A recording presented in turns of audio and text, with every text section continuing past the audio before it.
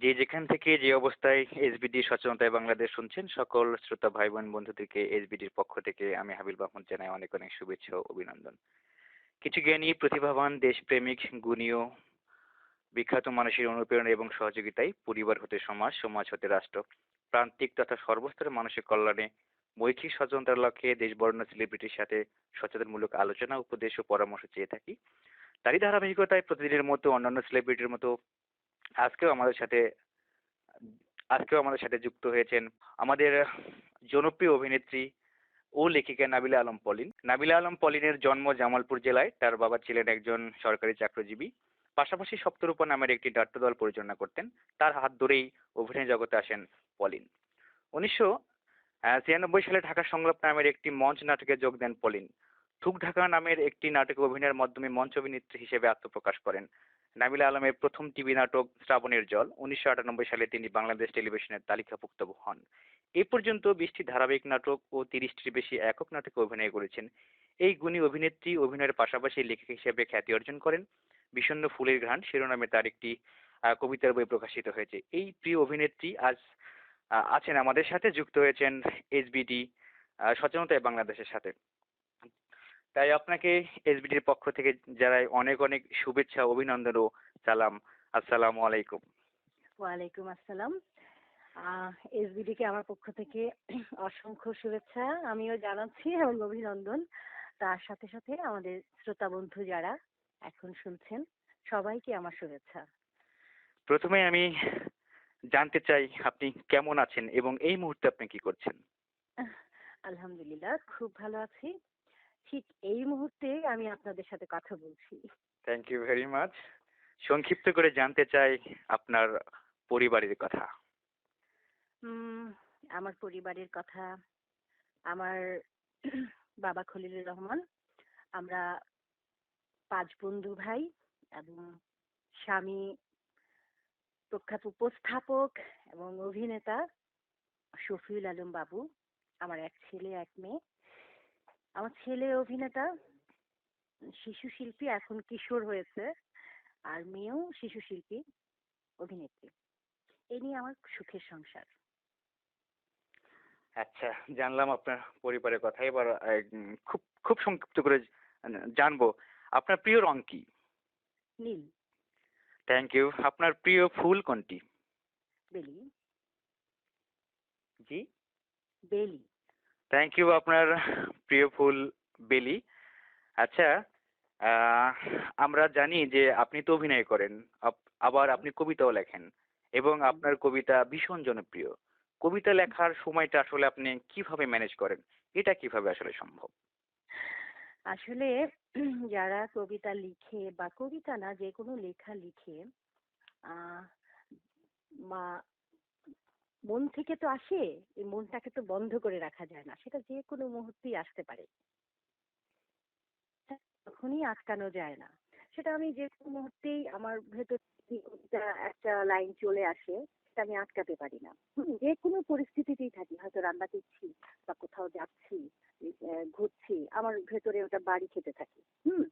তো আমি হয়তো ওই সময়টা আমার লেখার পরিস্থিতি না থাকলে ওটা ভেতরে ভেতরে চিন্তা করতে থাকি।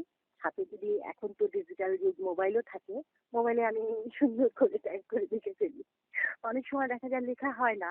অনেক অসংখ্য কবিতা আমার এইভাবে মাথায় আসে কিন্তু লেখা হয় না, এগুলো বাতাসেই ছড়ে যায়। পরবর্তীতে চিন্তা করতে থাকি যে ওই কবিতাটা লেখা যায় কিনা। তখন হয়তো আগের মতো করে যেভাবে ভাবছি একটা কবিতা চলে আসে, সেটা ওইভাবে লেখা হয় না, কিন্তু কিছুটা চলে আসে। লেখায় আসলে কাজ করতে গেলে অনেক সমস্যার সম্মুখীন হতে হয়। তারপরেও সবকিছুর মাঝেও ভেতর থেকে যখন উকি দেয়, সেগুলো বসে থাকা যায় না, লিখে ফেলি। আর বিশেষ করে আমি যখন বাসায় থাকি, একা থাকি, তখন আমি লিখি। আর ব্যস্ত থাকলে তো আসলে এটা মাথায় আসে খুব কম, হয় না। এই সবকিছুর মাঝখানেও লেখার চেষ্টা করি। সেটা রাত্র 2টার সময়, অনেক সময় একটা কবিতা মনে আসলে আমি ঘুম থেকে উঠে ওটা লিখে ফেলি। এভাবেই হয়ে যায়। হ্যাঁ, আমরা আমরা জেনেছি বা আমরা জানি যে আপনি প্রায় 30টার বেশি ধারাবাহিক নাটক করেছেন, 30টার মতো একক নাটক করেছেন। এর পাশাপাশি আপনি কবিতা লিখছেন এই যে এই প্রেরণাটা আসলে আসে কিভাবে? আপনার ভিতর থেকে এই প্রেরণাটা কিভাবে আসলে চলে আসে? আসলে প্রেরণাটা হচ্ছে বের যাদের লেখার অভ্যেস বা ভেতরে ভাবনার চিন্তা ভাবনা একটু বেশি আবেগপ্রবণ মানুষ, আমি একটু আবেগপ্রবণ মানুষ বেশি। যাবে প্রবলি। আচ্ছা, আচ্ছা। কাল্পনিক একটু বেশি কল্পনা করি বেশি। অনেক সময় আমি একা থাকলেই কল্পরাজ্যে চলে যাই। হ্যাঁ? তো তখন এই কারণে ওই লেখাগুলো আমার মাথায় সবসময় বিড়বিড় বিড়বিড় করতে থাকে। যেকোনো একটা সাবজেক্ট পেলে হয়তো ওটা নিয়ে আমি চিন্তা করতে থাকি। তখন দেখা যায় একটা কবিতা হয়ে যায়। যখন লিখতে বসি একের পর এক ওই লেখাগুলো চলে আসে। কিন্তু আমি কি লিখবো এটা কিন্তু আমার ভেতরে আগে থাকে না। হুম? পরের লাইন কি হবে এটাও ভেতরে থাকে না। যখন আমি কলমটা ধরি লিখতে থাকি তখন কোত্থেকে যে সব চলে আসে একটা কবিতা হয়ে যায়। আসলে সব লেখকের এটাই হয় যে কিছুই মনে নেই, তারপরেও যখন লেখা শুরু করে হ্যাঁ, কলম আর থেমে থাকে না, কলম থেমে থাকে ধীরে না। ধীরে সেটা হ্যাঁ, লিখতেই থাকে। তো এবং আপনার এমন দেখা কবিতা, যাচ্ছে হুম, আপনার অভিনয় আরো জনপ্রিয় হোক, আরো আমাদের সামনে আরো জনপ্রিয়তা বৃদ্ধি হোক, এই কামনা তো আমরা অবশ্যই করি, আমার বাংলাদেশের মানুষও করবে। আমি এবারে আপনার কাছে জানতে চাচ্ছি যে বর্তমান আপনি কোন কোন কাজের মধ্যে দিয়ে ব্যস্ত আছেন?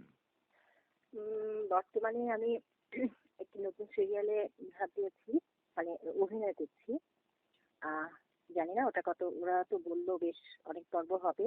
তো শুরু করে আসছি, চলছে সামনে শুটিং। আর রেডিওর নাটক করছি। তারপর আছে টুকটাক হাতে অনেকগুলো সিরিয়াল আছে যেগুলো এই সামনের মাস থেকে আমাকে টানা শিডিউল নিয়ে যাচ্ছে। হয়তো 4টা সিরিয়ালের মতো, সেগুলোতে কাজ সময় দিতে হবে। তো বর্তমানে এই টুকটাক করে করে আমার সময় যাচ্ছে, ফ্যামিলিকে সময় দিয়ে ছুটির মৌসুম সময় পার হয়ে যাচ্ছে। আচ্ছা, ঠিক আছে, জানলাম আপনার ব্যস্ততার কথা। এমন কোনো ঘটনা আছে যা আপনার খুব মনে পড়ে, বলতে পারেন স্মরণীয় ঘটনা? এমন কোনো ঘটনা, হ্যাঁ, বলতে পারেন স্মরণীয় ঘটনা যেটা ঘটনা তো আপনার অনেক বেশি বেশি ধরনের। মনে পড়ে। যেমন আজকে একটা ঘটনা মনে পড়লো আপনার, অনেকগুলো কথা আমাদের শিক্ষক হুমায়ুন আহমেদ স্যারের, হুম, জি। তার একটা কথা আমার খুব মনে পড়ছে। ৯ নম্বর বিপদ সংকেত ছবিটা দেখছিলাম হঠাৎ করে, তখন মনে পড়লো ওই সময়ের ঘটনা, স্যার কি কি করলো না করলো বিভিন্ন কিছু। তার মধ্যে একটা উল্লেখযোগ্য যে ঘটনাটা সেটা হচ্ছে আমরা 1 মাস মহাস্কুলিতে ছিলাম ৯ নম্বর বিপদ সংকেত ছবিটা শুটিং চলাকালীন। হুম, এই ছবিটাতে আমার ছেলে অভিনয় করেছিল। তো স্যারের একটা ছিল যে যারা যারা অভিনয় করবে প্রত্যেকেই এখানে 1 মাসের জন্য বন্দী হয়ে থাকতে হবে, নুহাশপল্লীতে বাইরে আসতে পারবে না। এইটাই তার শর্ত। নুহাশপল্লীর বাইরে আসতে পারবে না। হ্যাঁ, নুহাশপল্লীর বাইরে আসতে পারবে না, ওখানেই থাকবে, সমস্ত কিছুই ওখানে আয়োজন করা আছে। শুধু বিশেষ বিশেষ কোনো ক্ষেত্রে হয়তো কারো প্রয়োজন থাকলে সেটা ছাড় দেওয়া। তো সেই হিসাবে আমারও তাই করা হলো। আমার ব্যাগ এন্ড ব্যাগেজ মানে আমার পরিবারের সবাই সদস্য নিয়েই ওখানে মোটামুটি 1 মাসের জন্য সংসার করতে হলো সবার সাথেই। শুধু আমার হাজবেন্ড ছিল এখানে। আমার ছোট এক বাচ্চা কেবল হয়েছে, আমার মেয়েটা তখন 6 মাসের। ওকে নিয়ে আর আমার ছেলেকে নিয়ে ওখানে ছিলাম। ওই 1 মাসে যে ঘটনা ঘটেছে তার একটা বিশাল মানে ওই ঘটনাগুলো আমার খুব বেশি মনে পড়ছে। ওখানে 1 মাস প্রায় 100 জনের মতো লোক ছিল। হুম, সমস্ত আর্টিস্ট, তারপর মানে যারা কলাকৌশলী যারা ছিল। লাইটের, হ্যাঁ, কলা কৌশলী, যেমন সমস্ত অনেক মানুষ মিলে 100 জনের মতো মানুষ ওখানে প্রতিদিন বিরাজ করতে থাকতো। এবং তো হ্যাঁ, বুঝতেই পারছেন পরিবেশটা কেমন হবে, কেমন এক ছিল। একজন এক এক রকম মানসিকতার মানুষ ছিল, তাই এটা না? একটা ঘটনা, এবং এটা একটা স্মরণীয় ঘটনা যেটা আপনাকে আজীবন মনে রাখবে। না, এই ঠিক এই ঘটনাটা না। তো ওখানে এত মানুষ থাকার পরেও স্যার এর এক কাজ স্যার কি করতো, যে হ্যাঁ, প্রত্যেকটা মানুষকে, হ্যাঁ, তার স্পাই, স্যারের কিছু স্পাই ছিল, এটা আমরা পরে জেনেছি। সবাই সবার ইন্টারভিউ নিত মনে মনে আর কি, মানে চুপচাপ চুপচাপ হ্যাঁ, কোন চুপচাপ। মানুষটা কেমন, কোন মানুষটা কেমন। হুম, তো জি, ছবি শেষে আপনার 1 মাস যখন শেষ হলো শেষ তখন হলো। স্যার সবাইকে ডেকেছে তার হলরুমে। কার কি সমস্যা, কার কি মানে কে কেমন, এই 1 মাসে তার পারফরমেন্স গুলো কেমন ছিল পার্সোনালি, ছবির না, হ্যাঁ, কোন পার্সোনাল মানুষটা পারফরমেন্স। হ্যাঁ, কেমন ছিল, হ্যাঁ, সেইগুলো নিয়ে স্যার বসছে যে কে কেমন মানুষ, তাকে প্রত্যেকের দৃষ্টিতে কেমন, সেই কথাগুলো ওখানে হয়েছে। তো ওখানে আমার একটা যে স্মরণীয় সেটা হচ্ছে যে প্রতিটা শিশু যারা ছিল প্রত্যেকে খুব আমাকে খুব পছন্দ করতো, খুব ভালোবাসতো। তো অনেক গার্ডিয়ান গিয়েছে, তো দেখা যায় যে এই গার্ডিয়ানের সাথে ওই গার্ডিয়ানের ঠিক বলছে না, ওর সাথে ওর বলছে না। এবং অসংখ্য মানুষ সবার সাথে, সবার কেমন যেন একটু কনফিউজ এই ধরনের ছিল হয়তো। আমি এত গুরুত্ব দিইনি, আমি আমার মতোই সবার সাথে ভালো সম্পর্ক যেটা বজায় রাখার সেটাই করেছি।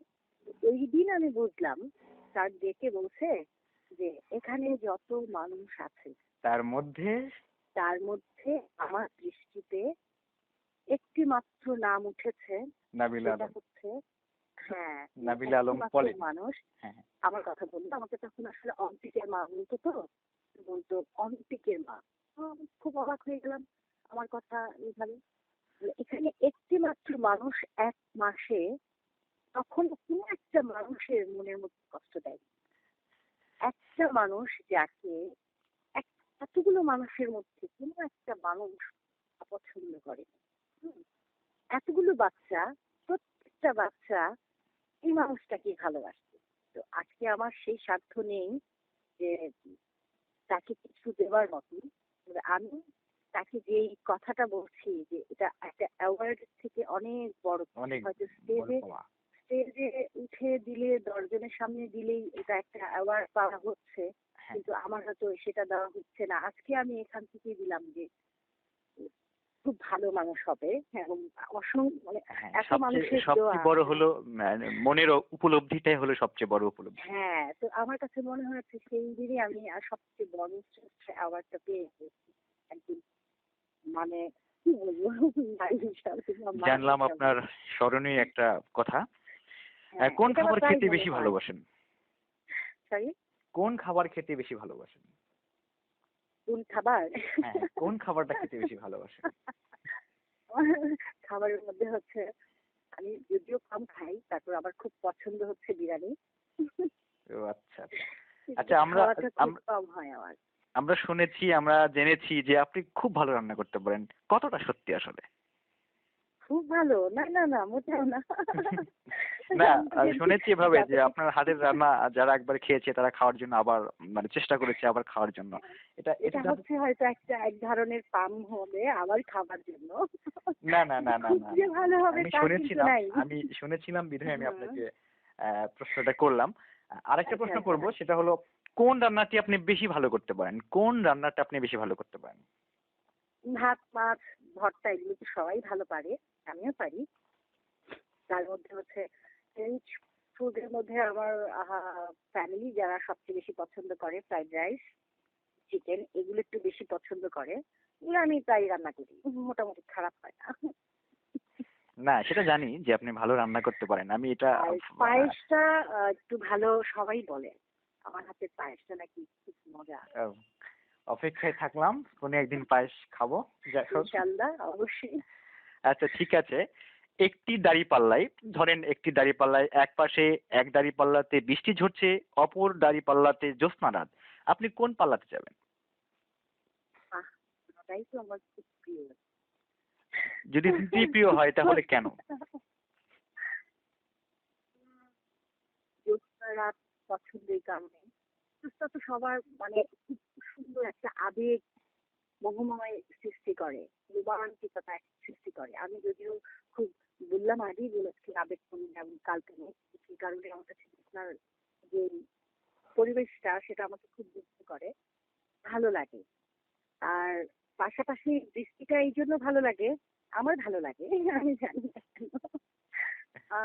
বৃষ্টিটা আমার কাছে একটা উচ্ছল, একটা অনেক সময় অনেক উচ্ছল, মানে ওখানে বৃষ্টির যে শব্দ, তারপর বৃষ্টিতে ভেজা, এগুলোর মধ্যে একটা আলাদা ধরনের চার্ম, একটা রোমান্টিকতার ব্যাপার। আবার পাশাপাশি একটা দুঃখ ভারাক্রান্ত, উম, এটাও ভালো লাগে।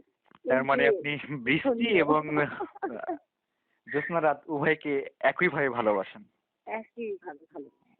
কোন রঙের শাড়ি পরতে বেশি ভালো লাগে? ওরে আল্লাহ, আমার তো নীল পছন্দ। আমি সবসময় চেষ্টা করি নীলের মধ্যে কিছু করার জন্য। আমার হাজবেন্ডের একেবারে টোটালি খবরদার, তুমি আর নীল ধরতে পারবে না, তোমার এত বেশি নীল, তুমি নীল ধরবে না, অন্য কিছু করো।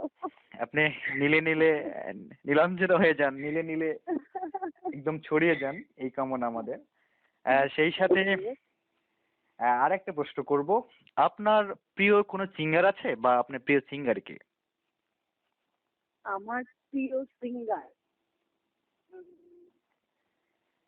আসলে আমি সব শিল্পীরই গান শুনি। আমার তার মানে সিঙ্গার তার বলতে মানে হলো জ্যোৎস্না রাত আর বৃষ্টির মতোই আপনি সব শিল্পীকে সমানভাবে যখন যার তাকে ভালো লাগে। হ্যাঁ, যার কণ্ঠ ওই মুহূর্তে ভালো লাগছে, সুরটা, কথাগুলো, এবং ওই মুহূর্তে ওই গানটা শুনতে আমাকে খুব মানে অন্যরকম ভালো লাগা দিচ্ছে, সেই শিল্পীটাই তখন আমার প্রিয় হয়ে তার যায়। মানে আপনি সেটা যখন প্রচন্ড গান খুশি শোনেন, হোক। এবং অবশ্যই আপনার প্রিয় কোনো গান আছে, আমার প্রিয় গান এই মুহূর্তে আমার এবং কিছুই সেই নেই। প্রিয় গানের আমরা দুটি কলি শুনতে চাই। দেশের মানুষ সবাই শুনতে চায়। আল্লাহ, সবচেয়ে সমস্যার ব্যাপার হচ্ছে আমি গান খুব শুনি, হুম, কিন্তু একটু পরে এই গান কি শুনেছি সম্পূর্ণটাই ভুলে যাই। তো অনেকে বলে না, এটা লাইন এটা এটা দিয়ে যারা শুনি। লেখিকা হয়, তারা তো এরকমই হয়, এটা তো আমরা মেনেই নিয়েছি। আর সবচেয়ে কঠিন ব্যাপার যেটা, আমি গান কখনোই কারোর সামনে ২ লাইন কেন ১ লাইনও গুনগুন করে গাইনি। হ্যাঁ? এটা আমার কেমন যেন একটা ছোট থেকেই একটা সাইসের সব সময়ের জন্য। এজন্য আমি কখনো গানটাকে মানে গাই না। হুম? একা একা গাই বেসুরো গলায়, ওটা নিজে শুনলে নিজস্ব হয়। কিন্তু মানুষ শুনলে হাসবে, সেই লজ্জায় আমি কখনোই ১ লাইনও গাইনি। কিন্তু আজকে যে আমরা উদারতা আহ্বান জানাচ্ছি আপনাকে, আমার শ্রোতাবিন্দু যারা আছে, যারা আপনাকে শুনছে, সবাই আপনার অপেক্ষায় আছে আপনার সুমধুর কণ্ঠ থেকে দুইটা কলি শুনতে চাই। গান, তার চেয়ে যদি বলতেন একটা আবৃত্তি করেন অনেক ভালো হতো। আমি কবিতাই বলতাম। হুম, তো এখন আমি রাতের মতো একা অন্ধকারে চেয়ে আছি, জানি না কিছু দেখা। আমি আর গান করতে পারবো না আল্লাহ। অনেক ধন্যবাদ আপনাকে, আপনি গান শুনিয়েছেন, এতে আমরা আহ, ধন্য হয়েছি। আহ, এবার আমরা সময়ের শেষের দিকে চলে আসতেছি, তো এই মুহূর্তে আমি আপনার কাছ থেকে জানবো যে যাকে আপনি অনেক বেশি শ্রদ্ধা করেন, সম্মান করেন, যাকে আপনি সবচেয়ে বেশি বা অনেক বেশি শ্রদ্ধা করেন, এমন একজন ব্যক্তির নাম আপনি বলুন। আমার বাবা। সে হলো আপনার বাবা। হুম, খলিলুর রহমান। ওনাকে আমি অনেক প্রত্যেক বেশি ভালোবাসি। প্রত্যেক প্রত্যেকেই সন্তান প্রত্যেকের তার বাবাকে বাবাকে ভালোবাসে। ভালোবাসে। কিন্তু কিন্তু আমার বাবার আরো কিছু ভালোবাসার বিশেষত্ব আছে, এই কারণে প্রত্যেক সন্তানের চোখে তার বাবা অনেক ভালো একজন মানুষ। হুম। হ্যাঁ, এটাও আমরা জানি যে আপনার বাবা সে অনেক ভালো একজন মানুষ, এবং হ্যাঁ, আর আমার বাবার আদর্শ নিয়েই আমি বড় হয়েছি। আমার যা কিছু শিক্ষা, আমার যা কিছু সবকিছু আমি আমার বাবার কাছ থেকে শিখেছি, পেয়েছি। বাবা আমার বন্ধু, বাবার সবকিছুই আমার ভালো লাগে। বাবা আমার আদর্শ। এই জানলাম। তো। এবার যদি আমি আর একটা প্রশ্ন আপনাকে ছুড়ে দেই যে আপনি কি কখনো রেগে যান বা রেগে হুম। গেলে কি করেন? আমি রেগে যাই। তবে আমার রাগের ইটা থাকে খুব অল্প, মাত্র ১০ থেকে ১৫ মিনিট। আমার লাইফে আমি কখনো ১০ থেকে ১৫ মিনিটের বেশি রাগ করে থাকতে পারেন? রাগটাকে থাকতে পারিনি। কি আচ্ছা, যাহাই ওই আপনি ওই 10 থেকে 15 মিনিট যখন আপনি রাগ করে থাকেন, ওই মুহূর্তে আপনি কি করেন? ওই ১০ থেকে ১৫ মিনিট যখন আমি রাগ মানে চট করে রেগে যাই, তখন আমি একটু ভাবতে থাকি। তো আমার ফ্যামিলির সবাই বোঝে তো আমি এখন খেপেছি। হুম? তখন তারা কি করে, আমার চোখের সামনে থেকে একটু আড়াল হয়ে আড়াল আমাকে হয়ে যায়। হয়তো আড়াল হয়ে যায়, যেন আমাকে একা থাকতে দেয়। তাহলে একা থাকার কিছুক্ষণ পরেই যখন দেখি আমার আশেপাশে কেউ নেই, আমি তখনই ঠান্ডা হয়ে যাই। ওরা তারপর আমার কাছে সামনে পানি নিয়ে আসো, খাও। আমার রাগ শেষ। তার মানে হ্যাঁ, আপনি এটা যখন শুধু রেগে আমার যান। পরিবারের মানুষের বেলায়। এছাড়া আমার আসলে তেমন রাগ হয় না, কারো প্রতি রাগ কখনোই হয়নি। আমি রাগ করতে পারি না। আপনি আপনি রাগ করতে পারেন, এটা আমি এই প্রথম শুনলাম যে আপনি রাগ করেন। আমি সেটা আমার কল্পনায় ছিল না যে আপনি রাগ করেন। আমি আপনাকে আপনার ব্যক্তিগত আপনার জীবন, আপনার পরিবার সবই জানলাম। ব্যক্তিগত লাস্ট প্রশ্ন করেই শেষ করব। এমন কোনো ঘটনা মনে পড়ে যেদিন আপনি খুব ভয় পেয়েছিলেন? ভয় পেয়েছিলাম। হ্যাঁ, এমন কোনো ঘটনা মনে পড়ে যেদিন আপনি কোনো কারণে ভয় পেয়েছিলেন বা খুব ভীতু হয়েছিলেন? এরকম কোনো ঘটনা কি আপনার জীবনে আছে বা মনে পড়ে? আহ অ এমন আসলে ওই ধরনের ভয় পাওয়ার মতো কোনো ঘটনা জানি এই আমার ধরনের জীবনে এই নেই। ধরনের ভয়ের ঘটনা আপনার জীবনে আসবে না, কারণ আপনি তো ভয় পান না কাউকে এবং সাহসী সাহসী একজন মানুষ। সেই ক্ষেত্রে আপনাকে ভয় ভয় পাওয়ার মতো কোনো অবকাশ নেই। আমরা হ্যাঁ, জানলাম আপনার কথা, জানলাম আপনার কবিতার কথা, জানলাম আপনার অনেক কিছুই জানলাম। এবার আমাদের আজকের যে মূলত বিষয়, আমরা সেই দিকেই চলে যাব। যে হুম, আপনি জেনে থাকবেন যে বাংলাদেশে বর্তমান প্রেক্ষাপটে নানা ধরনের যে ঘটনাগুলো ঘটছে, সেই ঘটনাগুলোর মধ্যে আপনি দেখতে পাবেন যে দুর্ঘটনা হয়। শিশু কিশোরের চরিত্র গঠনের ব্যাপারগুলো আপনি জেনে থাকবেন যে এই সময়টাতে চরিত্র গঠনের উত্তম সময়, কিন্তু এই সময় হুম, শিশু কিশোররা ভুল পথে যাচ্ছে, তরুণ তরুণীরা ভুল পথে যাচ্ছে। হুম, মূলত হুম, এই বিষয়গুলো নিয়েই কিন্তু আজকে আমাদের আয়োজন। তো আমি যদি আপনাকে প্রথমেই বলি যে শিশু কিশোরের কথাগুলো যদি বলি, হুম। শিশু কিশোরের চরিত্র গঠনে আসলে পরিবার ও সমাজের প্রতি আপনার পরামর্শ কি? সুন্দর প্রশ্ন। শিশু কিশোরের চরিত্র গঠনের প্রতি আমার পরামর্শ হচ্ছে, শুধুমাত্র পরিবার একটা শিশু কিশোরকে সুন্দরভাবে তৈরি করতে পারে না। তার জন্য অবশ্যই পারিপার্শ্বিকতা, তারপর পরিবেশ, চারদিক, পরিস্থিতি। হ্যাঁ, পরিস্থিতি সবকিছুরই প্রয়োজন আছে। আমার শিশুটিকে আমি আমার ঘরে আমি যে শিক্ষায় বড় করছি বা যেভাবে আমার শিক্ষা দিচ্ছি, একটা ভালো আদর্শ, সে যখন আমার ঘরের থেকে বের হয়, স্কুলে যায় বা কলেজে যায়, সেটা আরেকটা পরিবেশ। হুম? সেখানে সে আরেক রকম শিক্ষা গ্রহণ করে। তখন তার মধ্যে হয়তো একটা প্রশ্ন জাগতে পারে যে এখানে এমন শিখছি, ওখানে এমন, আসলে কোনটা নেব? তখনই মানুষ শিশুরা যারা এই বিভিন্ন অপরাধে জড়িত হয়, দুটার টানাপোড়েনে কিন্তু অনেক সময় নেগেটিভটার দিকে আকর্ষণটা ফিল করে বেশি। তো সেই কারণে আমার যে সামান্য উপদেশ বলবো না, যে ইচ্ছে যে এমন যদি হতো, হুম, আমি আমার পরিবারকে, আমার সন্তানকে আমি যেভাবে মানুষ করছি, যেভাবে বড় করছি, ভালো চিন্তা দিয়ে এবং আহ, সবসময় নেগেটিভটাকে দূরে রেখে পজিটিভলি ভাবার জন্য তাদেরকে প্রেরণা দিচ্ছি। লেখাপড়ার পাশাপাশি সবকিছুই গঠন করার, সেটা যদি স্কুলেও বা কলেজেও সমানভাবে, আমার শিশু শুধু আমার শিশু নয়, সবার শিশু, এটা সবাই ভাবে ওই শিশুটাও আমার শিশু।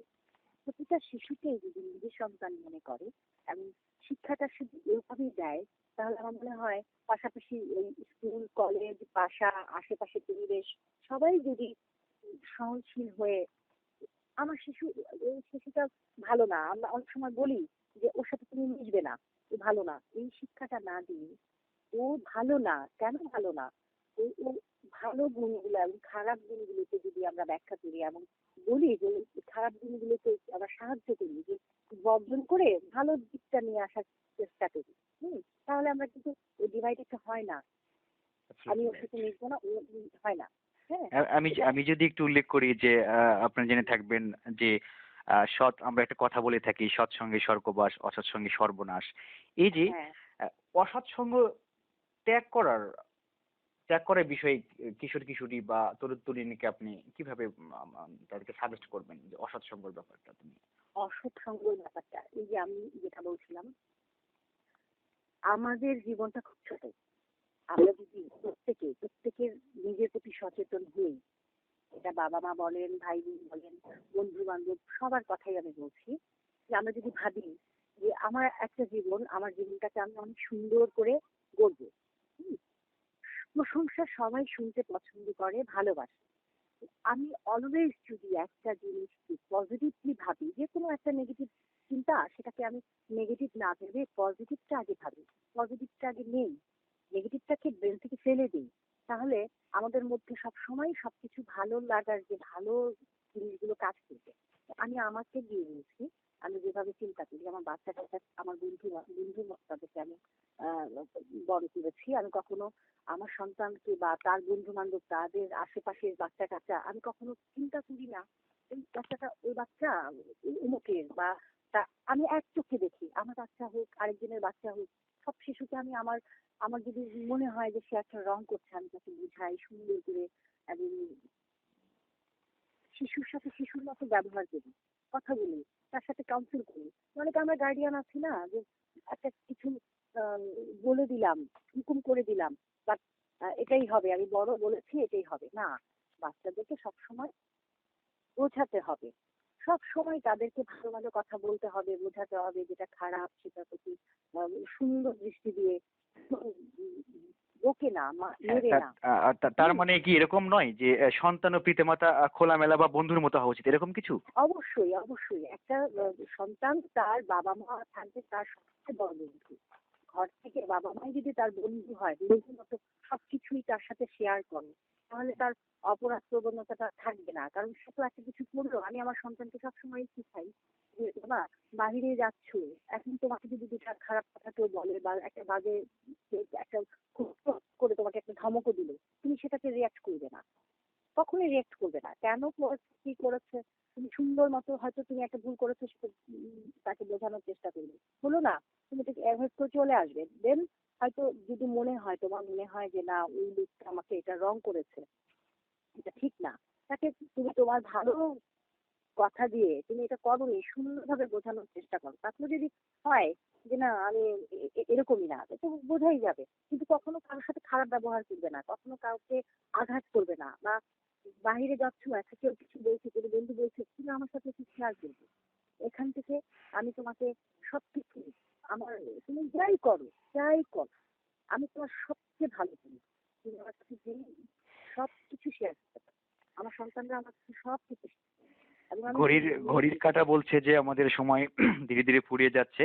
আমি আরেকটি বিষয় উল্লেখ করতে চাই যে আপনি জেনে থাকবেন যে তরুণ তরুণী যারা এসএসসি ইন্টার পরীক্ষা দেওয়ার পর এরা যখন জীবন গঠনের সময়, ওই সময়টাতে আমরা বেশিরভাগ দেখে থাকি যে ওই সময়টাতে তরুণ তরুণী বেশিরভাগ সময় অধিকাংশ তরুণ তরুণী মাদক আক্রান্ত হচ্ছে, পড়াশোনা ছেড়ে দিচ্ছে, প্রেমের সম্পর্কে জড়িয়ে গিয়ে এমনকি সম্পর্কে আত্মহননের জড়িয়ে যাচ্ছে। পথ বেছে নিয়েছে। এই ব্যাপারে আপনার যদি তরুণ হুম তরুণীকে একটু হুম সাজেস্ট করতেন। এই ব্যাপারটাই সাজেশন এই কারণে এইটাই হচ্ছে ওই যে পিতামাতা যদি সবচেয়ে বড় বন্ধু হয়, তরুণ তরুণীরা কখনো ভুল পথে পা দিতে পারে না।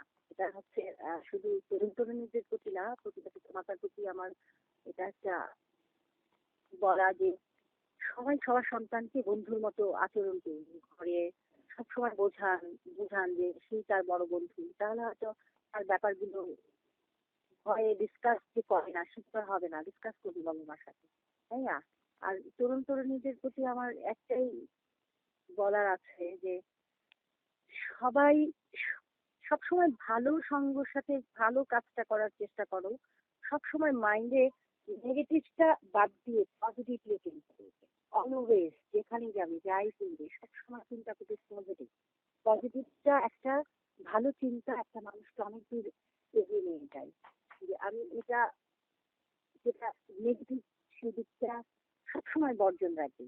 নেগেটিভ হতে পারে অনেক কিছু, কিন্তু সেই দিকটা যদি আমরা না ভাবি, অলওয়েজ পজিটিভ চিন্তা করি, একদিন একটা ধমক দিল সেটা আমি ভেতরে না নিলাম, ওটা পজিটিভলি ভাবলাম, হয়তো তার মন খারাপ তাই আমাকে ধমক দিল, তাই না? রাইট। হ্যাঁ। একজন একটা এইভাবেই পজিটিভ চিন্তা, তাহলে আমার মনে হয় এই বাবা মার সাথে শেয়ার করলে ব্যাপারগুলো একটু হ্যাঁ, এটার একটা সুষ্ঠু সমাধান বের হয়ে সুষ্ঠু আসবে। সমাধান বের আহ, হয়ে আসবে। এই এই বাবা মা সন্তান এর পাশাপাশি আমরা যদি একটু ভিন্ন দিকে যাই তাহলে আপনি দেখে থাকবেন যে পিতামাতা, অনেক পিতামাতা আছে যে সন্তানকে সুন্দর করে মানুষ করলো, নিজেকে নিজে না খেয়ে সন্তানকে খাওয়ালো, কিন্তু সন্তান যখন নিজের পায়ে দাঁড়িয়ে গেল, ঠিক ওই মুহূর্তে ওই সন্তান বাবা মাকে ফেলে নিজের মতো করে জীবনযাপন ব্যস্ত আছে।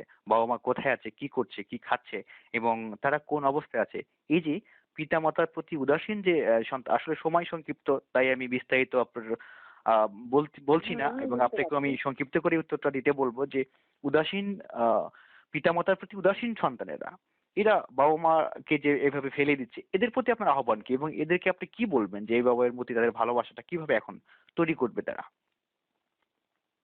এই ব্যাপারে আমি বলতে চাচ্ছি যে প্রতিটা মানুষ যদি চিন্তা করে, এই যে আমি এখন এই কথা বলছি, আমি যদি নাই থাকতাম কোত্থেকে কথা বলতাম, তাই না? আমাকে এত মানুষ কোত্থেকে বলতো? এই পিতা মাতা, এই এরা দুজন যদি আমাকে আজকে পৃথিবীতে না নিয়ে আসতো, তাহলে আমার এত কিছু কখনোই হতো না।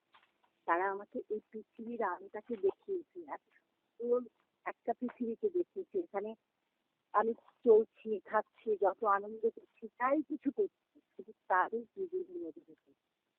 এটা অসীম। এই চিন্তাটা যদি আসে ভেতরে যে আমি এখন যাই করছি, মজা করছি, আমার এই বাবা মা আমাকে এখানে নিচ্ছে, তাই আমি করছি।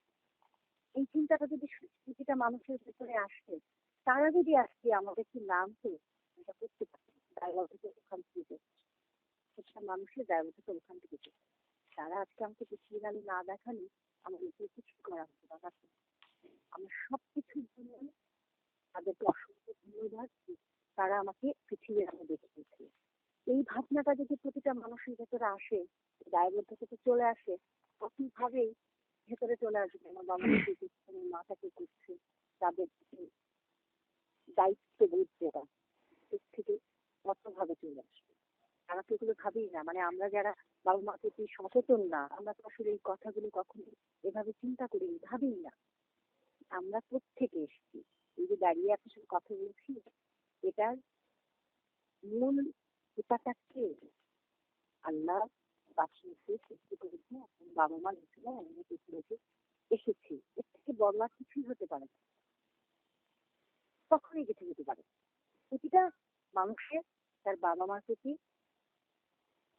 বাবা এভাবে মার প্রতি শ্রদ্ধাটা রাখা শ্রদ্ধাশীল, উচিত। বাবা মাকে সম্মান, এবং বাবা মাকে সম্মান এবং হুম যত্ন অবশ্যই আনা উচিত। এই দায়বদ্ধতা অবশ্যই থাকা উচিত যে বাবা মার জন্য কিছু করতে হবে।